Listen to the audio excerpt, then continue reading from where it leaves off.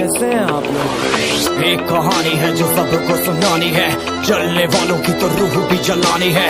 एक कहानी है जो सबको सुनानी है, इनकी भूख भी तो मैंने ही मिटानी है। इनको क्या पता मैंने करी कितनी मेहनत, सारी बातों से था मैं पूरा सहमत। सारी जिंदगी इन्होंने मुझको रुलाया, इनको भी तो मिला था जो मैंने कमाया। रोते रोते भी इनका धंधा मैंने चलाया, फिर भी इन्होंने सारा धंधा मेरा खाया। ये सारी इनकी माया, इनका ही खाना साया, वीडियो गिरा के पूरे देश का दिल दुखाया। इन्हें लगता है मैं एक फकीर हूँ, अगर ये हाथ है तो मैं कभी सोचे नहीं रहा संगवारी हूँ मैं जिंदगी में पहली बार 20,000 रुपये महीना कमा हूँ। और जलैया मल्ला और जला हूँ, और हंसैया मल्ला और हंसा हूँ। सपोर्टर मल्ला जय श्री राम, और हेटर मल्ला बाय बाय।